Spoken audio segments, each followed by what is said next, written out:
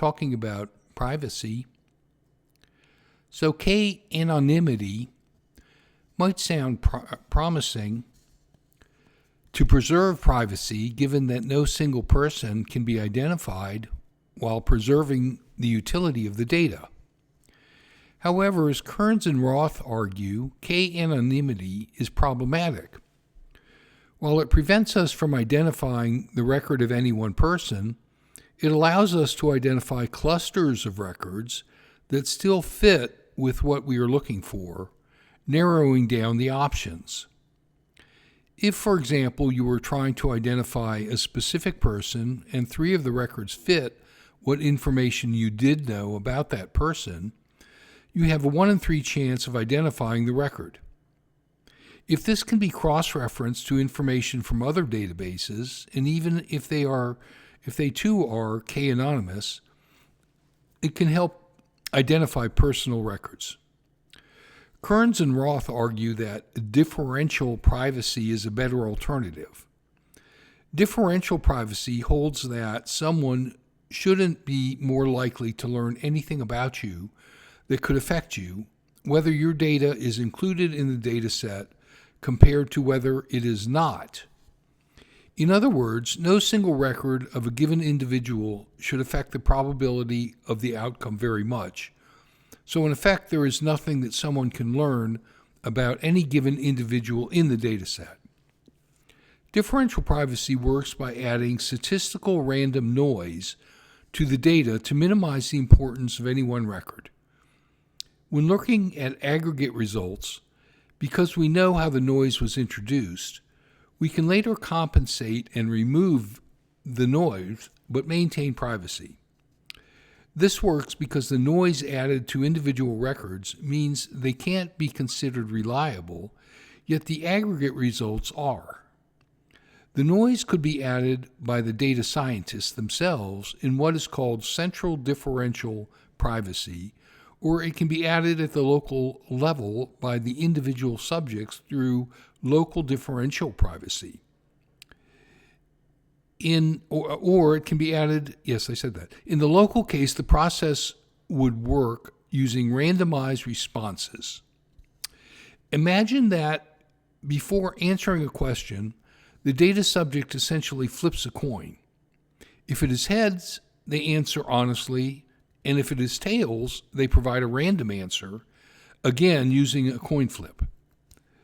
This introduces a degree of what is known as plausible deniability, in that any one record isn't reliable, but the aggregate results are. Differential privacy can be dialed higher or lower by increasing or decreasing the amount of noise depending on the privacy concerns.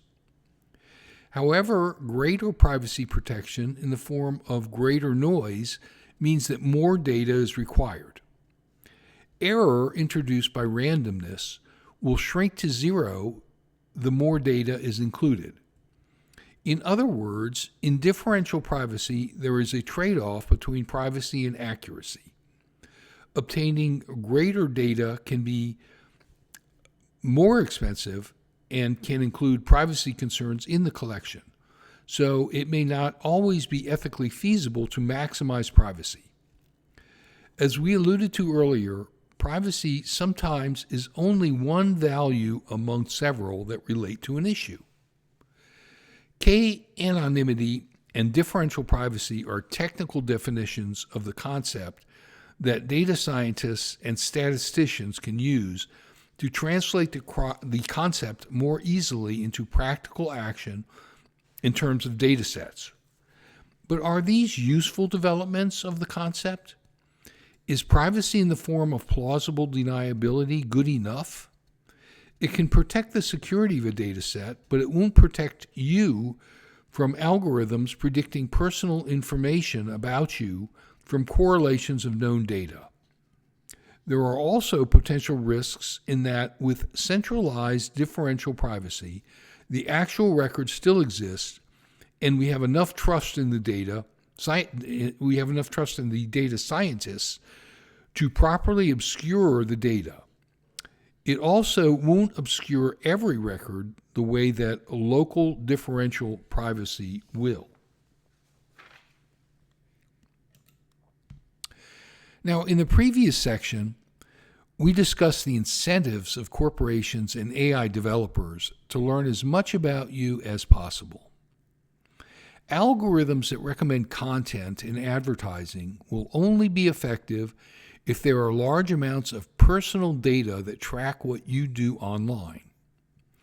In turn, creating a model from your behavior can allow a corporation to advertise something to you in just the right way to get you to make a purchase. And the more time you spend online, the more you can be advertised to. We do not pay for most social media services online. Social media sites like Facebook, Instagram, TikTok, and X, which was formerly known as Twitter, primarily make money by selling advertisements and using their algorithms to learn about you and market products most likely that will appeal to you. In such business models, you are not the customer, rather the advertiser is the customer. You, or rather your attention, are the product. This is what is called the attention economy. The fact that your attention is the primary commodity means that social media companies are incentivized to get your attention, even to manipulate you to get you to give up as much of your time as possible. Before we consider how it does this, it's worth taking the time for some personal reflection. How many hours of social media do you consume in a day? Do you ever find that you consume more than you intend to? Does social media ever cause you to neglect your responsibilities? Do you ever try to cut back and find that you can't? This sounds kind of like alcohol addiction. If you answered yes to any of these questions, you may be addicted to social media. But how is social media designed to be addictive? Let's consider addictive design for a bit, okay? A significant influence on the design of addictive algorithms comes from the Stanford Behavior Design Lab. It was founded in the 1990s by the psychologist B.J. Fogg to study persuasive technology, or the study of how computers can change the way that humans think and act. Fogg has been called the millionaire maker for the influence he had on his students. By 2007, he was running courses at Stanford on app design where key figures who would later work for Google, Facebook, and Twitter learned where they learned to design applications that could pull in millions of users. Fogg's model of behavior understands behavior in terms of our motivations, our ability, and certain triggers that cause people to become addicted. The use of intermittent variable rewards is a key feature of making a design addictive. Instead of providing consistent, predictable feedback or content, intermittent variable rewards varies the feedback. We experience hikes in dopamine when we anticipate something, and this can make us want to keep doing it. For example, an app might cut off the bottom half of the bottom row of images on a screen. These images offer a glimpse of what is to come if the user keeps scrolling. As the user pulls the screen, more images load, including new partial images at the bottom. This so-called pull-to-refresh design creates a slot machine effect where the user can continue to play and get fresh rewards.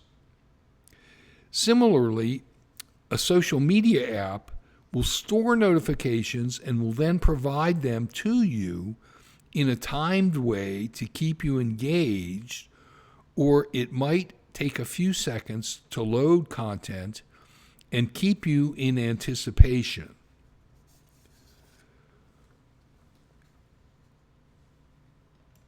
In addition to intermittent rewards, the pull to refresh function is designed to erode natural stopping cues. In sites like TikTok, YouTube Shorts, or Instagram Reels, users must continually scroll without end. Without a stopping cue, such as the end of a page, the user never naturally comes to a decision to continue or not. The less opportunity to reflect on your action, the more likely you are to continue scrolling. Another key design feature of addictive design is the use of social validation and reciprocity. The use of features such as like buttons incentivizes giving and receiving social validation from others. And social media is designed in such a way as to exploit your desire for social validation by making you seek likes or comments. The use of photo tagging is another way that an app can get you to give it attention by seeking social validation. AI can refine these tactics in a way that is tailor-made for you. These models can be tweaked experimentally to figure out how to elicit certain responses from you. Several studies have suggested that significant portions of the population use social media almost constantly and have difficulties giving it up. As early as 2011, a study revealed that 59% of Americans reported feeling addicted to social media. A 2022 Pew Research poll found that 35% of American teenagers are on social media almost constantly, and 54% reported that it would be hard for them to give up social media. A study done the same year found that a third of social media usage was caused by self-control issues. But can you really become addicted to social media? We will continue this discussion in the next video.